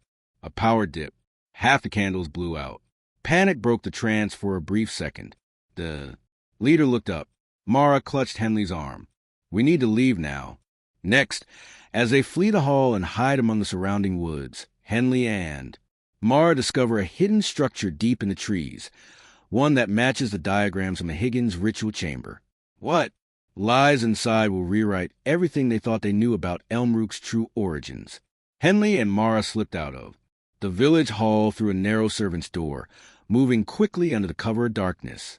The ritual was still, echoing behind them, distant chants muffled by the thick trees that surrounded Elmbrook's northern edge. They didn't speak, not yet. There was only the sound of their breathing, the snapping of twigs underfoot, and the occasional hoot of an owl overhead, strangely timed, as if mocking their fear. Once deep enough into the woods, Henley paused, pressing his hand to a tree trunk to steady himself. "We saw enough," he gasped. "That girl, they're still doing it." Mara didn't reply. She was staring ahead, eyes locked on something just barely visible in the shadows. "What is that?" At first, Henley thought it was just an old hunting shed or maybe a crumbling shepherd's hut. But as they stepped closer, the silhouette took shape. Tall, narrow, and far too ornate for utility. Structure. It was made of ancient stone covered in thick ivy with a circular stained glass window above a crooked wooden door. The glass, though cracked, still glowed faintly in the moonlight. The symbol it showed was chillingly familiar, an eye inside a flame. The same mark burned into the ledger pages and tattooed on the back of one of the midwife's stillborn infants. "This is it," Henley whispered. "This is the original chapel." According to one of the old village maps he'd found, this section of the woods had once been home to a 17th century pilgrim settlement long before the official founding of Elmrook. The original church had been marked as lost to fire, but apparently it hadn't been lost at all. It had been hidden. They pushed open the door. A low creak, surprisingly loud in the dead of night. Inside was pitch black, but Henley's torch quickly lit the space. The air was dry and bitter, filled with a sharp scent of mildew and old blood. At the front of the tiny chapel was an altar not Christian, not even pagan in the usual sense. It was carved from obsidian stone with channels cut deep across its surface. Dried crimson still lined those grooves. Along the walls, decayed wooden pews sat in perfect rows, and behind the altar stood a statue, a robed figure with no face, arms outstretched. In one hand, it held a sickle, in the other, a crying infant. Mara raised her camera again. "This isn't just a church," she said. "This is a monument to them, to the ones who started it all." Henley walked toward a pile of items near the back wall, dusty, half buried beneath tattered linen. As he brushed it aside, something glinted. Jewelry, old children's shoes, a woman's wedding ring, and beneath it all, a ledger just like Mabel's older handwritten names, dates, and something worse, offering successful 1893 to 1927. Next, they returned to London with the relics, hoping to finally trigger a public outcry. But what they find waiting in Mara's flat proves the society has been watching them all along. Mara's London flat was barely more than a studio above a fishmonger's in Walthamstow. But to Henley, after Elbrook's silence and shadows, it felt like a floodlight of normality. The hum of the street outside, the distant sound of a train, even a flickering overhead bulb gave him some sense of relief. But it didn't last long. As Mara locked the door behind them and dumped her backpack onto the table, something immediately fell off. Her plants on the windowsill had been moved. A framed photo of her and her brother, previously upright, now lay flat. The kettle on the hob had been turned 90 degrees, handle pointing the wrong way. Small things, easy to overlook, but both of them froze. "You lock up before we left?" Henley asked quietly. "Of course I did," Mara replied. "Deadbolt and chain?" Henley's hand slid instinctively toward his coat pocket, where the old ledger still sat, wrapped in cloth. They hadn't spoken much during the train ride back, still shaken from what they'd found in the forest chapel. But now, urgency returned with a vengeance. "We're not alone anymore," Mara said, confirming what he feared. Henley swept the room quickly. Bathroom, wardrobe, under the bed. No one, no signs of forced entry. But they both knew the type of people they were dealing with. The Historical Preservation Society didn't need crowbars and brute force. They had keys, connections, loyalty in places no one suspected. They know we have it, Henley whispered, pulling out the ledger and laying it carefully on the table. Inside were nearly 200 names, dates of birth and offering. Most were infants, some as young as 2 weeks, others older. Each name was followed by a symbol, either a circle or an X. The ones with circles, Mara guessed, survived the ritual. Henley nodded grimly, or weren't fully offered. The X's were final. They didn't sleep that night. T. Instead, they copied every page, photographed every symbol, and uploaded encrypted versions of 3 different cloud backups. At 3:42 a.m., Henley noticed a car parked across the street. Black, no plates, engine idling. They're not going to let us walk away with this, Mara said, her voice steady despite the situation. We've exposed something they've kept hidden for over a century. Not exposed, Henley replied. Not yet. Because if history had taught them anything, it was that darkness didn't fear discovery. It feared proof, and now they had it. They agreed to split up the next day. Henley would take the ledger and backup files to an independent MP sympathetic to cold case victims. Mara would leak selected pages to a major UK news outlet under an anonymous tip. They wouldn't be able to stop both. Or so they thought. Next, as Mara goes dark and stops responding, Henley races to meet his contact. But an ambush in broad daylight forces him to choose between justice and survival. By midday, Henley was on his way to Cambridge. A 2-hour drive through sleepy motorways and rolling fields that somehow felt too open, too vulnerable. His hands were tight on the steering wheel, the cloth-wrapped ledger on the passenger seat, beneath a folded copy of the Times. His contact was MP Joanna Leeds, an outspoken advocate for orphan welfare and historic abuse investigations. She'd been quietly supportive of Henley's theories before, even when they sounded unprovable. But now he had something real. Names, dates, symbols, and links to missing children never properly investigated. He was due to meet her in a public place, the garden cafe of a college museum, surrounded by students and tourists. Broad daylight, cameras, safe. That's what he told himself. He arrived 10 minutes early, parked, scanned the surroundings, and stepped out with the ledger secured in a satchel. He entered the garden, eyes darting from face to face. Families, cyclists, an elderly couple feeding. Birds, but no Joanna. At exactly 12:30, his burner phone buzzed. Unknown number. He answered. Henley. The voice was female, shaken, whispering. It's Leeds. Don't turn around. They're watching you. His spine stiffened. What are you talking about? I'm here. I thought this was safe. It was until they knew. I've had 2 calls already this morning. Untraceable. They mentioned my daughter by name.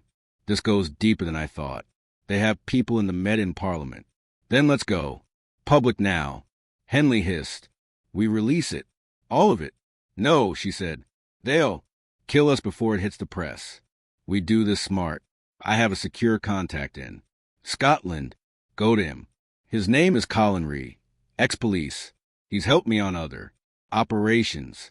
Henley turned just slightly. 2 men sat at a nearby bench, neither eating, both staring into their phones, but not scrolling. Behind them, another man leaned against a tree, reading the same paper Henley had used to hide the ledger. The Times, July 17th edition. Too many coincidences. He lowered his phone. That's when he saw the man at the tree speak. Not to anyone. Visible, but into a lapel mic. They were here for him. Henley moved without thinking. Back through the cafe. Out the gate, ducking past a family with a pram. Across the road, weaving through parked bikes. He didn't head for his car. He ditched the satchel in a bin and doubled back, taking only the USB drive taped inside his coat hem. It was a gamble, but if he made it out The drive alone would be enough. The question now wasn't who he could trust. It was whether anyone was still alive to help him. Next, Henley vanishes off-grid, and 2 weeks later, a mysterious package arrives at a London newsroom. Inside is a drive, a ledger scan, and a note. If this reaches you, tell the truth. Even if I'm gone, it arrived in a plain brown envelope. No return address, no postage, just hand-delivered to the front desk of the Evening Herald's London office on a rainy Monday morning. Inside, a battered USB drive, a photocopied page from what looked like a church ledger, and a single handwritten note. If this reaches you, tell the truth, even if I'm gone. H reporter ISA merchant almost ignored. At first glance, it seemed like one of the dozens of tinfoil hat conspiracy packages they received weekly, but something about the handwriting caught her eye. Tight, deliberate, almost shaking. There was fear behind that ink. She plugged the drive into an isolated machine. No viruses, just folders. One was titled Elmrook Society Evidence.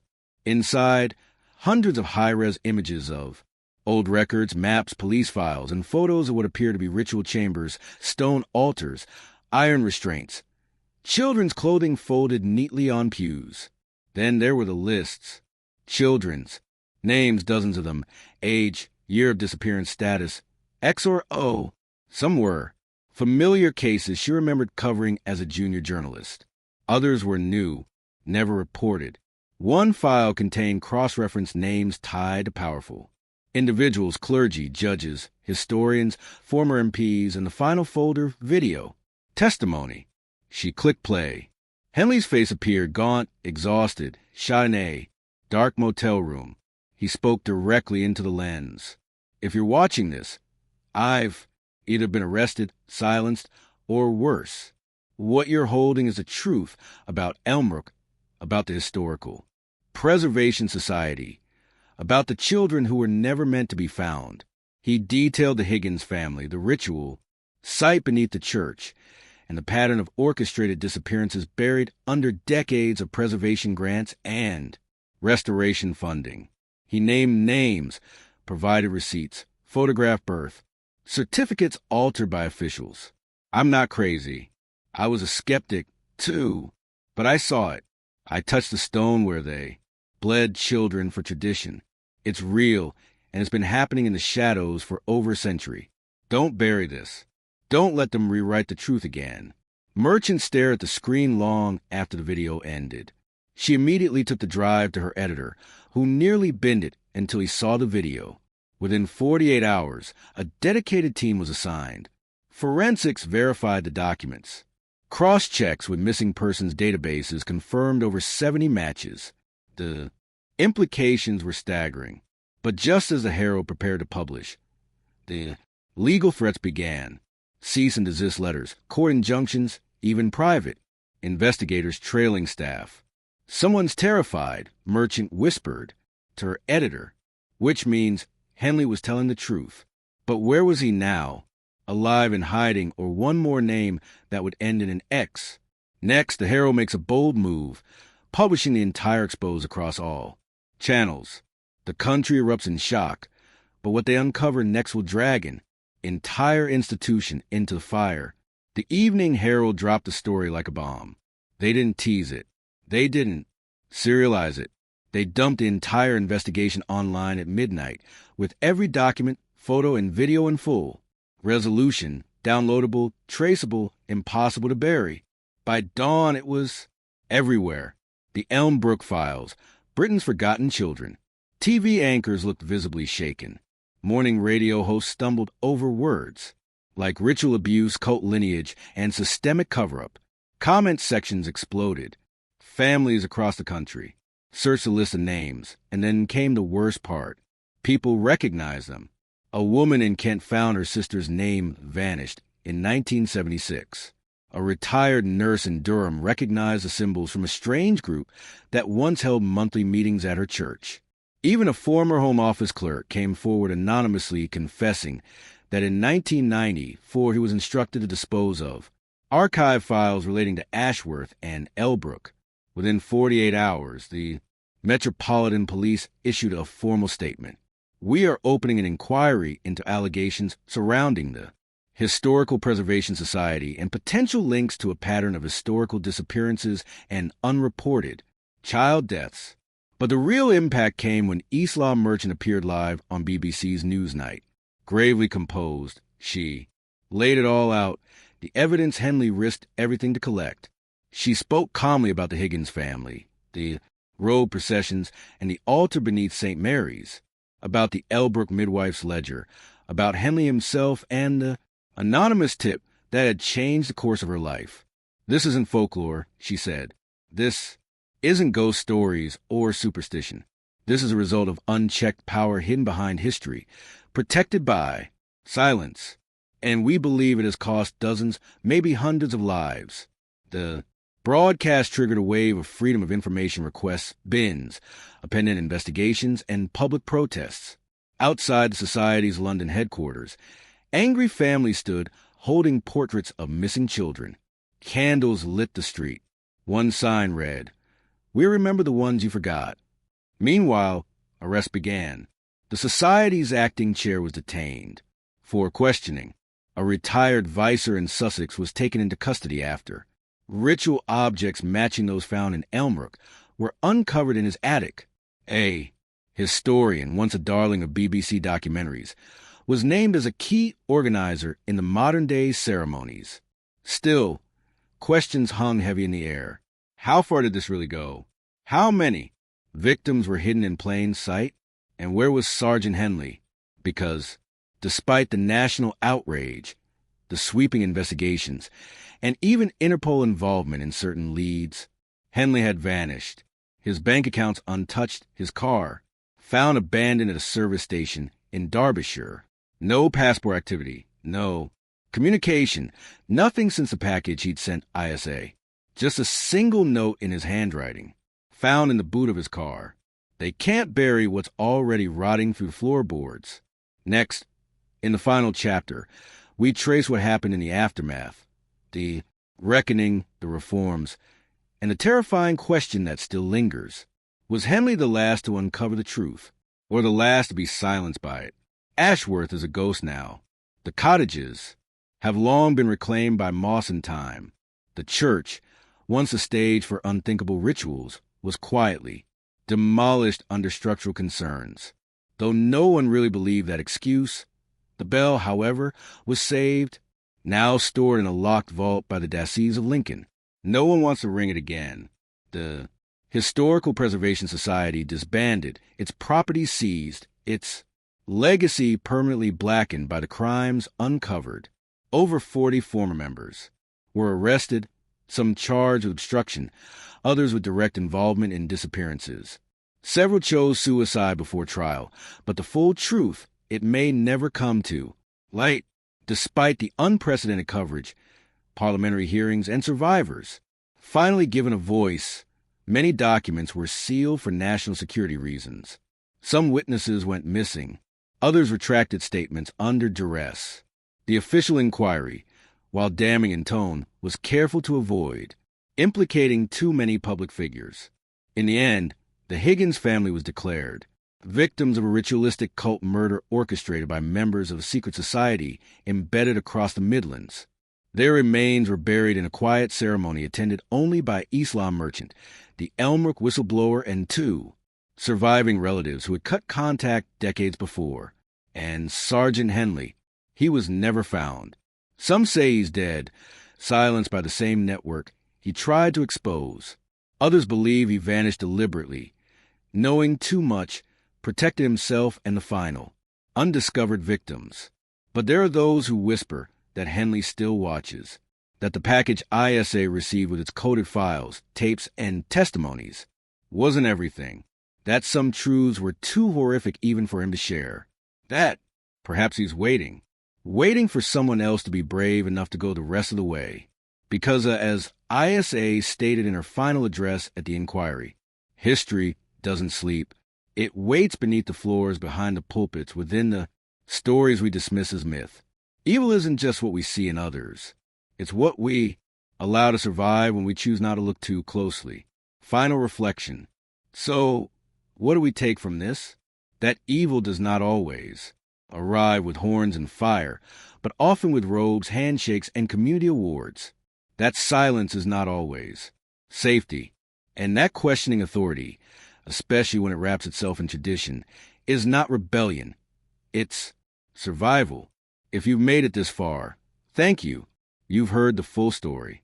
Not everyone can, but perhaps that's the point. Perhaps by listening, by remembering, we stop history from burying itself again. Because what happened in Ashworth was not just a crime. It was a warning. And history, when ignored, always finds a way to.